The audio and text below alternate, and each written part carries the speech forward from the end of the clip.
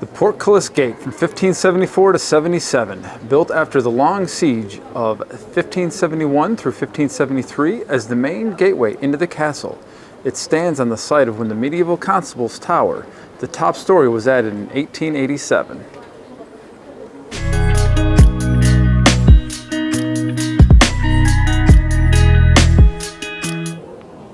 So we came in there, came up some stairs. You walk up to this view, and off in the distance, you can go ahead and see what they call, a really long far away. Right there, the Dookie Hotel, because it looks like a poop emoji.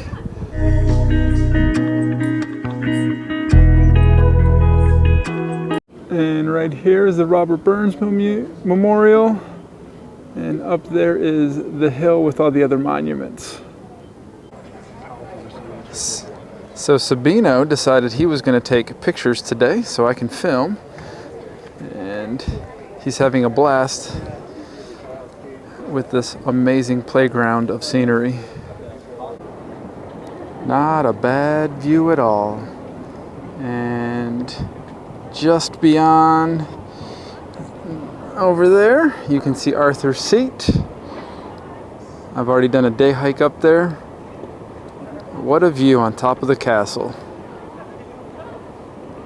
So, walking down the steps, you can see behind me there's a line of people. That's where that's where you line up and take all those great shots I just took. Ow. Sign.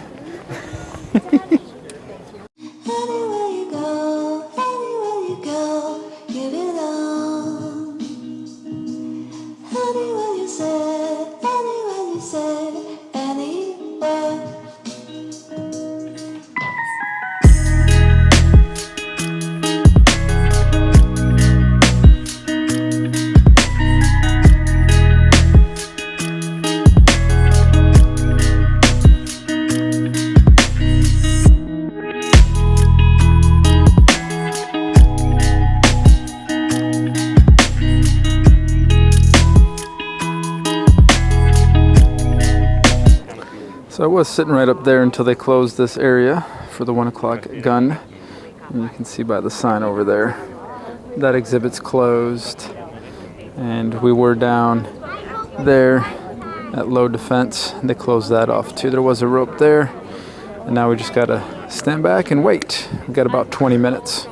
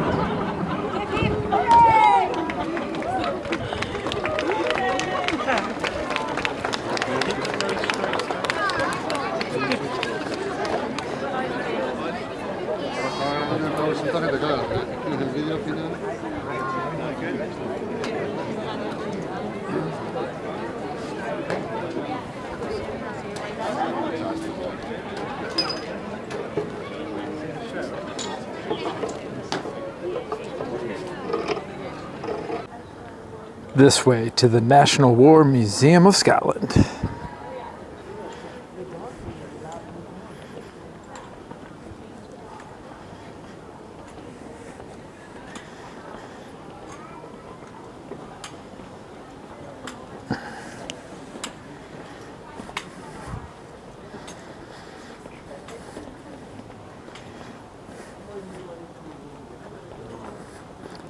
Look at these two playing.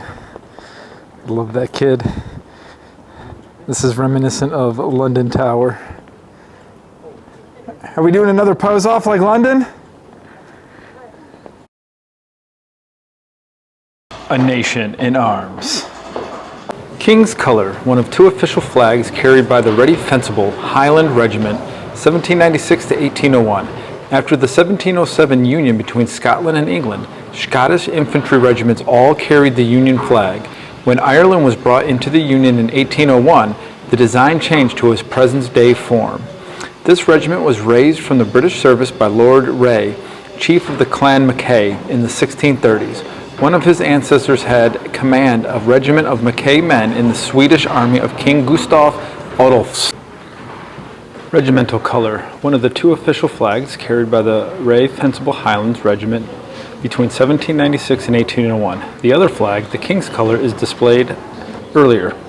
Since the Union of 1707, each infantry battalion of the British Army has carried two colours. The first, the King's or Queen's Colours, is a Union flag. The second, the regimental colour, is made the official colour originally worn in the uniform of each regiment. For the Reay Fencibles, this colour was pale blue, which in this regimental colour has since faded to white. Bagpipes presented to the Royal Navy destroyer HMS Mackay by the Clan Mackay Society of 1941. Ships with Scottish names often cultivated a Scottish identity. This was the second set of pipes presented to HMS Mackay. The first set was damaged when the ship ran aground during the evacuation of British troops from Dunkirk in 1940. HMS Mackay was scrapped in 1947.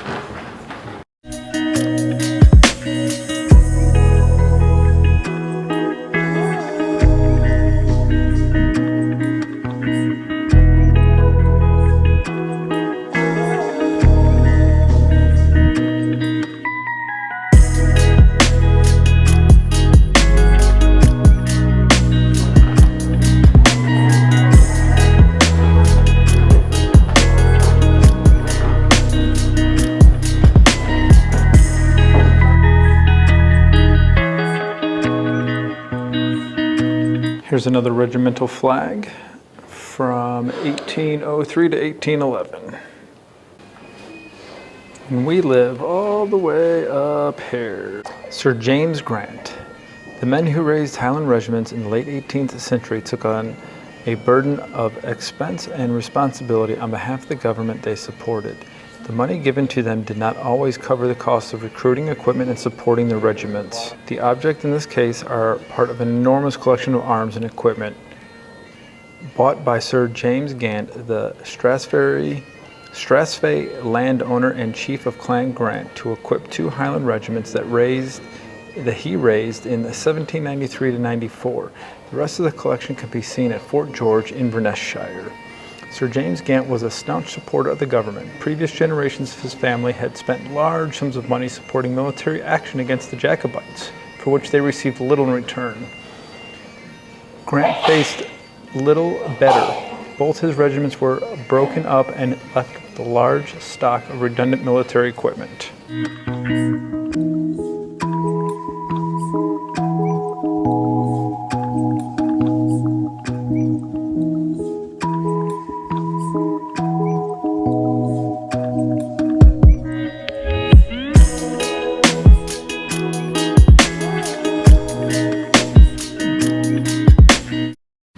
This uniform was worn by Captain Claude Alexander of Ballycamile, commander of the new troop of the 2nd Ayrshire Yeomanry from 1820 to 1827. That is quite the place setting. And again, some more British stuff that we're not done looking at. Painting on silk, Qing Dynasty, 1716 to 1780, taken during the looting of an unpronounceable name in Chinese, but the British name is Old Summer Palace, Beijing, China, by British and French forces. The Second Anglo-China War, 1860. The guise they hide behind is loot and prize. British military history features widely known and well-documented instances of looting by British forces conducted accordingly to military custom and regulations. The British government and its military forces assumed that property taken in war belonged to the British Crown by right. British forces used several systems to process property seized from the enemy. Its value could be divided as prize money for sharing through an army according to rank. Property could also be seized as indemnity in compensation for acts of resistance to British imperial power. The word loot and other terms such as plunder and booty were used to describe property amassed by the activities of soldiers authorized under these systems, as well as personal and unregulated activities of individuals. In administration of the services rendered to the British Empire by Edinburgh by Sir Jean-Boy Banjani of Bombay, in administration of the services rendered to the British Empire by the Field Marshal. All right, as you can see right behind me is the horse statue. Now I'm making my way up to the West Panorama Stairs. Take a look out over the city of Edinburgh. Right behind me.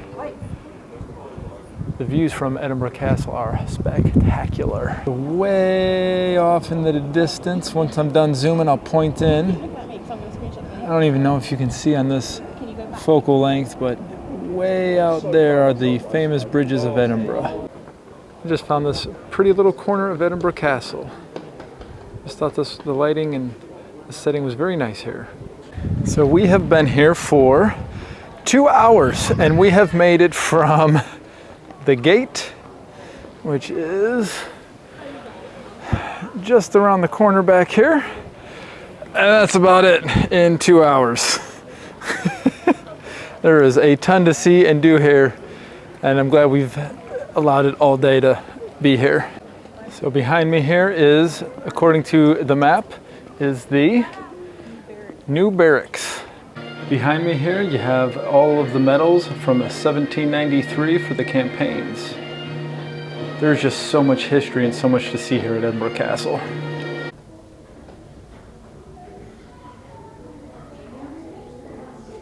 Just look at all of these medals.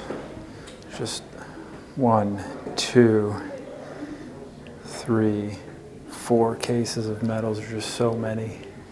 Foog's Gate, the main entrance to the perimeter wall looped for both cannon and musketry, was built by King Charles II's reign 1660 to 1685. To the glory of God, in the memory of Scots who fell 1914 and 1918.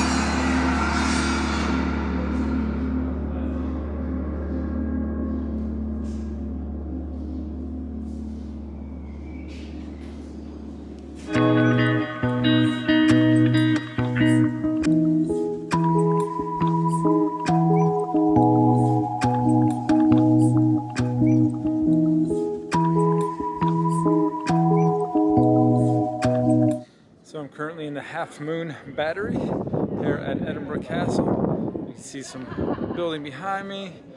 Now the cannons at the lookout. Scottish flag. Again, can't overstate this enough. Edinburgh Castle is a great place to come spend an entire day. Been here for 3 hours and absolutely love it. So much to see, so much to do, so much history, lots of war stuff. It's a good time, good day out. So now we're in the prisons of war. Look at all the hammocks. I don't know how many people this could hold, but this place is, it still smells. You can still smell the pee, as my wife would say. It is still very musky in here and dark. But a pretty cool little exhibit. You just walk through another hallway and there's more hammocks. This place seems a little bit brighter and a little bit bigger, but there's just so many hammocks. You're going, look how many people lived in these beds. Yeah, you're going 3 deep over here. 1, 2, 3 right back there. And I'm betting that they had some people laying down here as well. And as we leave, you can see the entirety of the room. So now we're in another area where they talk about prison graffiti. And behind me is an old prison door. And apparently on there is some graffiti from 1776 from the American War of Independence, which would be, if I can find it here, let me turn you around. It's kind of blown out right there, but it should be right there. So there's the hole. Should be right in here. Maybe right there. Pretty neat. So we made our way over to the military prison. This cell is actually fairly large. You see me spinning around in here. We can get the entire family in here pretty comfortably. As you can tell. This is the prison for their own people. The one that we were at was for people from other countries. Neat. That's why this one's bougie. Yeah. This one's way fancier. So the wife had to point this out. This is the military prison. It was built in 1842, extended in the 1880s, and last used in 1923. Each floor has 8 solitary confinement cells and a communal toilet cum washroom. Put that on my story. I feel like they're getting ready for a dance battle with the captain's hands like that.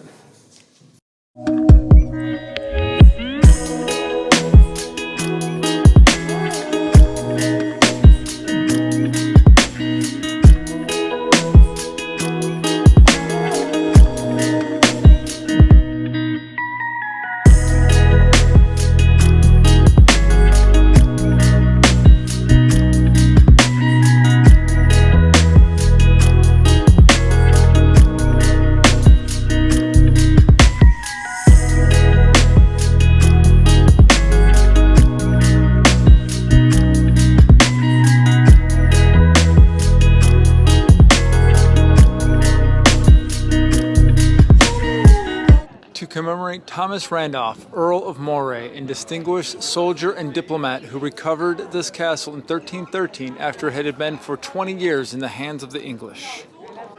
This is the gatehouse from 1897. It was built as an impressive show front to replace the plain 17th century outer gate. Inside was accommodations for the main guard, detention cells, and a court-martial room.